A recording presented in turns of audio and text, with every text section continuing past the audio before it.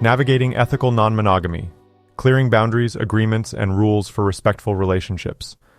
Recently, it has come to my attention that people, including myself, sometimes confuse boundaries, agreements, and rules in ethically non-monogamous relationships. Therefore, I will delve into this topic and provide sources to clarify it. Please note that I am writing this for my own reminders as much as for anyone else. Okay, so in ethically non-monogamous relationships, boundaries, agreements, and rules serve distinct purposes and are crucial to ensure that all parties involved feel respected, heard, and secure. Understanding the differences in each of these is critical to prevent mistakenly accusing your partner of doing something they didn't do or violating a boundary or agreement. Boundaries. Boundaries are personal limits or guidelines that individuals set for themselves or their relationships. It's essential to note that boundaries have nothing to do with one's partner. You cannot designate someone else's boundary. For instance, saying, "My boundary is that you don't," is wrong because boundaries are all about the walls you set for yourself. They can include anything from sexual acts to emotional connections or time commitments. For example, one of my boundaries is that I'll never have sex with another person for the first time if I or they have been drinking. That's a boundary I have set for myself. It doesn't mean that my partner should be expected to have the same boundary for themselves. This difference is critical between boundaries and agreements. Boundaries are generally non-negotiable, unless the person decides to renegotiate the boundaries they have set for themselves and must be respected by all parties involved. For instance, suppose someone expresses to another person that they have a boundary, remember this is for themselves, not an expectation of their partner, not to engage in sexual activities while under the influence of alcohol. In that case, the other person should respect their boundary by not trying to get them to have sex while they are drinking. If the other person persists despite being informed of the established boundary, then they are probably violating the boundary that has been set. When dealing with substances, inhibitions tend to decrease. Therefore, carefully considering your own boundaries before crossing them is crucial. Setting clear boundaries can help individuals feel more comfortable and secure in their relationships. According to the book The Ethical Slut by Dossie, Easton, and Janet W. Hardy, boundaries are the walls that define who we are, what we need, and how we want to be treated. Agreements. Agreements are mutual understandings between partners or individuals in a non-monogamous relationship about specific behaviors, actions, or expectations. Unlike boundaries, agreements are negotiated between all parties involved and can be adjusted or changed over time. Agreements might include decisions about how partners will communicate with one another, how they will handle conflicts, or what types of activities or relationships are acceptable. Agreements should be specific, clear, and agreed upon by all parties involved. Examples of agreements in non-monogamous relationships can include rules around communication, safer sex practices, or meeting new partners. The book More Than Two by Franklin Vo and Eve Rickert explains that agreements are an essential tool for creating relationships that work. It's important to note that if a third or more parties are involved in, for example, a sexual encounter, all parties should negotiate agreements together. This negotiation is often overlooked due to concerns about ruining the mood or losing interest. However, this is a mature and necessary conversation to have. If someone is unwilling to have this discussion and backs out of the encounter, they may need more time to be ready for this type of relationship and need to work on personal growth and education. It is possible to violate an agreement or boundary unintentionally. For example, you might share something with a friend your partner had confided in you. You may not have intended to breach your partner's trust, but you may have overlooked that what your partner shared with you was meant to be kept private between the two of you. It's entirely possible that, while you may be open with your sexuality and have no problem discussing it, your partner may be dealing with some insecurities and isn't where you are yet. This example illustrates why honest communication is so important. Even if you didn't mean to, crossing a boundary or breaking an agreement can still affect your relationship with your partner.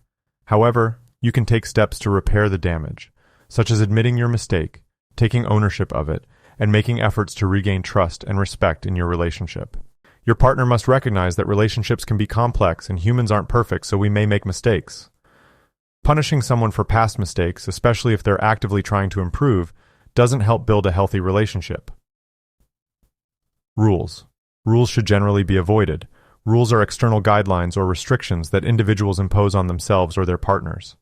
Unlike agreements, rules are often rigid and non-negotiable. Rules can be very problematic in non-monogamous relationships, as they can be used to control or limit the behavior of others. Rules can also create power imbalances between partners and may not always be fair or equitable.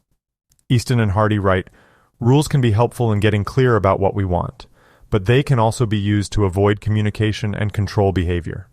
These aspects of ethically non-monogamous or polyamorous relationships are essential because they help establish trust, respect, and mutual understanding between partners. Without clear boundaries and agreements, polyamorous relationships can quickly become chaotic and unfulfilling. However, when these aspects are established and respected, polyamorous relationships can be as loving, healthy, and rewarding as any monogamous relationship. Question: how do I know if my partner or partners understand my boundaries and our agreements? The best way to ensure that your partner understands your agreement in an ethically non-monogamous relationship is to communicate openly and honestly with them. It's essential to have ongoing conversations about boundaries, expectations, and feelings, and to check in with each other regularly to make sure that you're both on the same page, especially if there are multiple agreements between all parties and different boundaries each of you have for yourselves. That may be hard to keep in memory.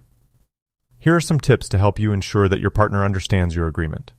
Have clear and specific conversations. Be clear about what you want and need from the relationship, and listen carefully to your partner's perspective.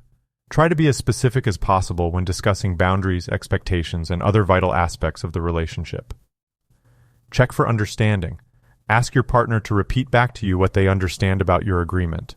This repeating can help you identify any misunderstandings and clarify any points that may be unclear. Be honest about your feelings. If you are feeling unsure or anxious about the relationship, don't be afraid to express your feelings to your partner.